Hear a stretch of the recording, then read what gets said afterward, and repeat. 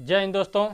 आज हम लोग इस वीडियो में स्वर संधि कितने प्रकार की होती हैं, उनकी पहचान क्या होती है, पूरा कॉन्सेप्ट एक ही वीडियो में क्लियर करने जा रहे हैं। दोस्तों यह वीडियो बहुत ही यूजफुल होने वाली है क्योंकि इसमें हम इस संधियों को ट्रिक के माध्यम से समझने जा रहे हैं। और आप लोग जानते हैं कि एग्जाम में स्वर संधियाँ बहुत ही इंपॉर्टेंट होती हैं, यहाँ से ज़्यादातर क्वेश्चन बनकर आते हैं। तो वीडियो को पूरा अंत तक देखिएगा और समझिएगा कि इनको पहचानने का और संधि करने का सिस्टम क्या होता है, नियम क्या होता है। ठीक है, तो इससे पहले अगर आप लोग हमारे चैनल पर नए हैं तो चैनल को सब्सक्राइब कर लीजिए। ठीक है, तो शुरू करते हैं वीडियो को।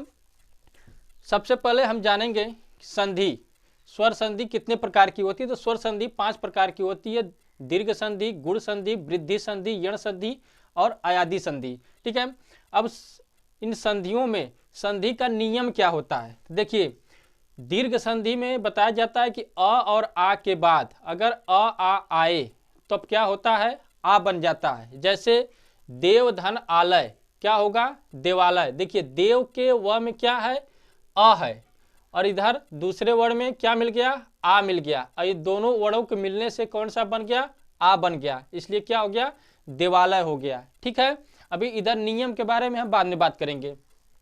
फिर ई और ई के बाद छोटी ई बड़ी ई आए तो क्या हो जाएगा, बड़ी ई। जैसे परिधन इच्छा बराबर परीक्षा हो जाएगा। देखिए परी के र में क्या है, छोटी ई है, परी के र में छोटी ई, और इच्छा में कौन सी ई है, तो बड़ी ई मिल रही है। इन दोनों के मेल से कौन सा ई बना, बड़ी ई, तो क्या हो गया, परीक्षा हो गया। उसी प्रकार ऊ, छोटा ऊ और बड़ा ऊ के मिलने से छोटा ऊ और बड़ा ऊ क्या बन गया, बड़ा ऊ। तो जैसे उदाहरण में वधु धन उत्सव बराबर वधुत्सव हो जाएगा। देखिए वधु के ध में क्या है, तो बड़ा ऊ है, और उत्सव में छोटा ऊ है, और इन दोनों के मेल से कौन सा ऊ बना, बड़ा ऊ बन गया, तो इसलिए क्या बन गया, वधुत्सव। ठीक है, अब देखिए, अब पहचानने के नियम पर आ जाइए कि दीर्घ संधि को हम पहचानेंगे कैसे। अगर यदि वर्ण यानी शब्दों के बीच में आ की मात्रा दिखे, बड़ी की मात्रा दिखे और बड़ा ऊ की मात्रा दिखे तो यह मान लेना कि वह कौन सी संधि होगी, दीर्घ संधि होगी। जैसे देखिए देव धन आलय में देवालय जो बना है, इसमें कौन सी मात्रा दिख रही है, आ की मात्रा, बीच में कौन सी मात्रा दिखी, आ की, और परीक्षा में र पे कौन सी मात्रा है, बड़ी ई की, और वधुत्सव में कौन सी मात्रा है, ध पर देखिए बड़ा ऊ की। तो जैसे ही ये सब चीजें आपको शब्दों के बीच में दिखाई पड़े तो तुरंत समझ जाना कि वह कौन सी संधि होगी, दीर्घ संधि होगी। ठीक है, बड़ा आ, बड़ी ई, बड़ा ऊ, अगर यह तीनों वर्ड शब्द में कहीं पर तीन में से कोई भी अगर एक वर्ड शब्दों के बीच में अगर कहीं मिल जाए तो तुरंत समझ जाइएगा कि वह कौन सी संधि होगी, दीर्घ संधि होगी। अब आइए गुण संधि पर चलते हैं। गुण संधि के लिए कहा गया कि पहला वर्ड जो होगा या तो अ होगा या फिर आ होगा, और दूसरे वर्ड में छोटी ई या बड़ी ई होगा, तो इन दोनों के मेल से कौन सा वर्ड बनेगा, ए बनेगा। ठीक है, जैसे परम धन ईश्वर बराबर परमेश्वर। देखिए परम के म में क्या है, अ है, और ईश्वर में आगे क्या मिला, बड़ी ई मिला, तो परम धन ईश्वर बन के क्या होगा, परमेश्वर। उसी प्रकार अ और आ के बाद अगर छोटा ऊ और बड़ा ऊ आए, छोटा ऊ या बड़ा ऊ आए तो क्या हो जाएगा, ओ बन जाएगा। जैसे परम धन उपकार, पर धन उपकार, तो पर के र में क्या है, अ है, और इधर क्या मिल गया, ऊ मिल गया, तो इन दोनों के मेल से क्या हो गया, परोपकार बन गया। ठीक है, फिर अ और आ के बाद अगर री आ जाए, ऋषि, ठीक है, तो क्या हो जाएगा, अर हो जाएगा। तो अब देव धन ऋषि, और देव के व में क्या है, अ है, और यहाँ पर री मिल गया, तो अ और री मिलकर क्या बना, अर बन गया, तो क्या हो गया, शब्द देवर्षि हो गया।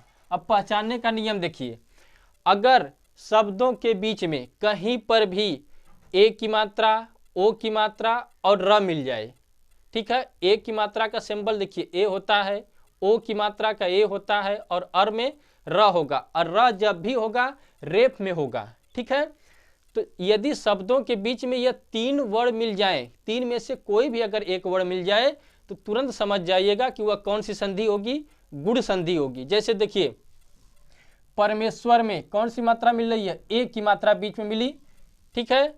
परोपकार में ओ की मात्रा मिल गई, र पे ओ की मात्रा।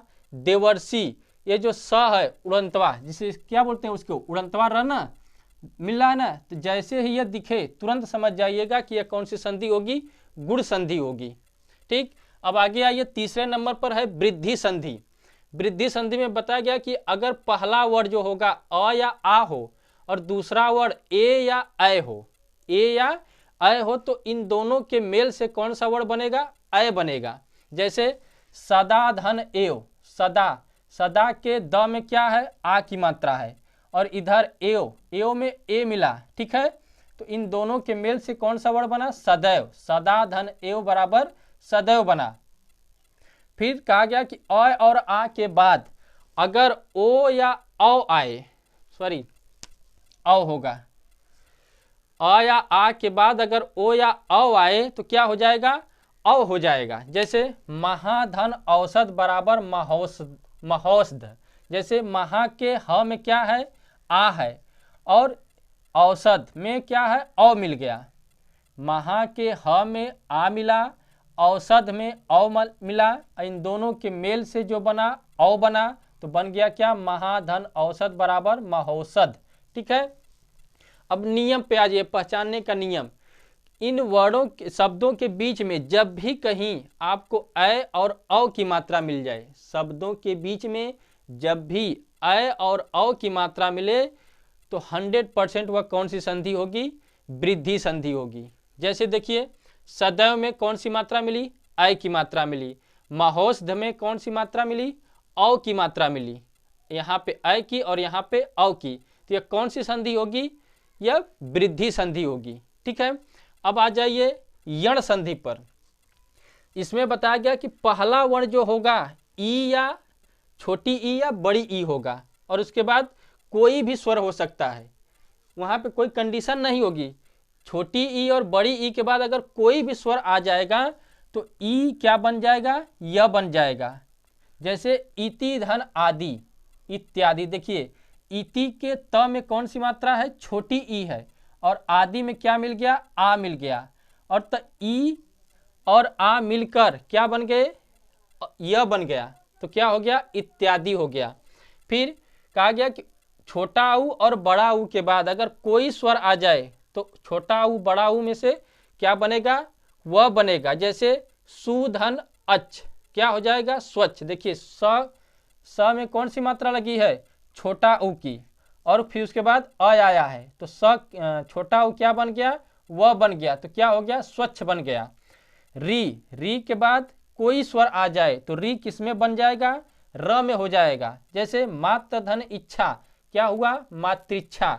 जैसे मात्र के त में क्या है, री है, और उसके बाद कोई भी स्वर यानी कि ई आ गया, तो री और ई मिले तो री किस में बना, र में बना, तो क्या हो गया, मातृच्छा। अब देखिए र और त मिलके यहाँ पे त्र बन जाते हैं। आप जानते हैं कि त्र एक संयुक्ताक्षर शब्द है, वर्ण है, तो वो किससे बनता है, र और त से, त और र से बनता है, तो र और त मिलकर त्र बन जाएंगे, तो ये हो जाएगा मातृच्छा। अब पहचानने के नियम पर देखिए, अगर शब्दों के बीच में य व र के पहले, शब्दों के बीच में य व र हो और उन वर्णों के पहले कोई हल यानी कि आधा वर्ण हो, तो कौन सी संधि होगी, यण संधि मानी जाएगी।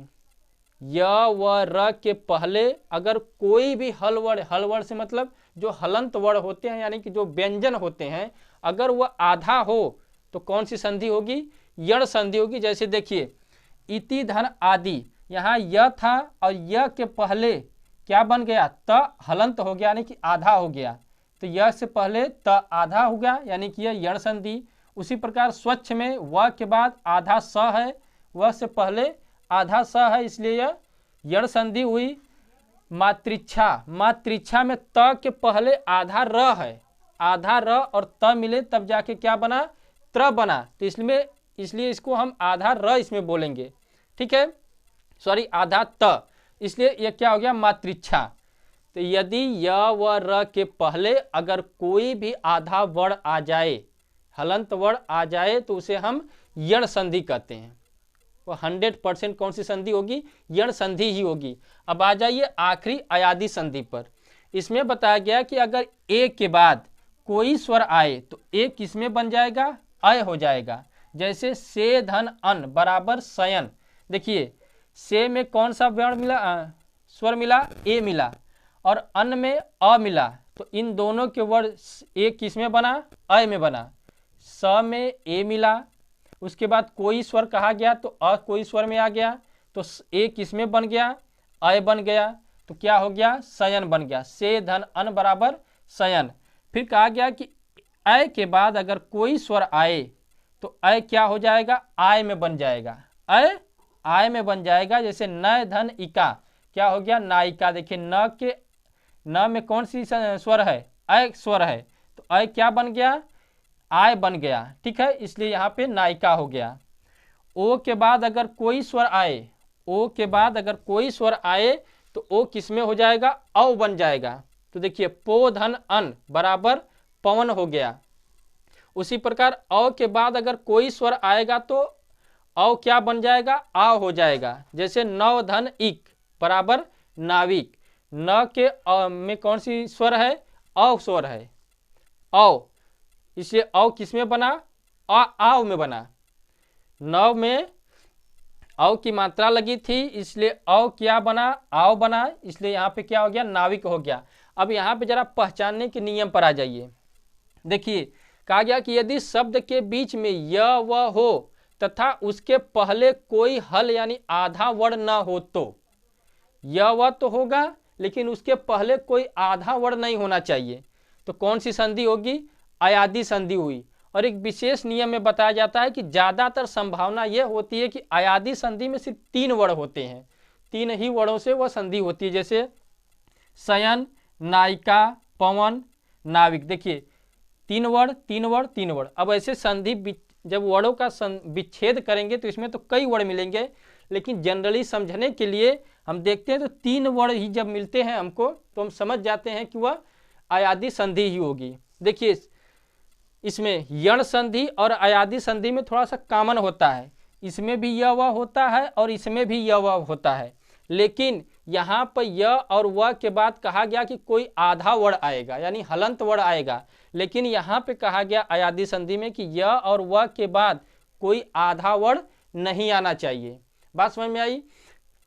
जैसे हमको एग्जाम में बहुत सी चीज़ें ऐसी हो जाती हैं, शब्द दे दिया जाता है कि हमको समझे में नहीं आता है कि यह कौन सी संधि है, तो उसी के लिए हमने ये चीज़ बनाया है यहाँ पर। अब इन सबको पहचान कर याद रख के अगर समझ गए तो हम संधि अगर पूछेगा कि यह कौन सी संधि है तो संधि को देखते ही, शब्दों को देखते ही हम तुरंत बता देंगे कि इसमें कौन सी संधि होगी। जैसे एक बार और बता देते हैं कि दीर्घ संधि में अगर अ या आ की मात्रा बड़ी ई बड़ा ऊ के बाद अगर ये सब दिखे शब्दों में तो समझ जाइएगा कि वह दीर्घ संधि होगी। अगर ऐ की मात्रा, ओ की मात्रा और र दिखे तो समझ जाइएगा कि वह गुण संधि होगी। औ की मात्रा, ऐ की मात्रा और औ की मात्रा दिखाई दे तो वह वृद्धि संधि होगी। अगर य व र के पहले कोई आधा वर्ण हो तो यह यण संधि होगी। फिर य व के पहले अगर कोई आधा वर्ण न हो तो यह अयादी संधि होगी। ठीक है, तो इस वीडियो में बस इतना ही, फिर मिलते हैं नेक्स्ट वीडियो में। तब तक के लिए धन्यवाद। जय हिंद। आप लोग चाहें तो इसका स्क्रीनशॉट ले सकते हैं, हम एक तरफ हो जाते हैं।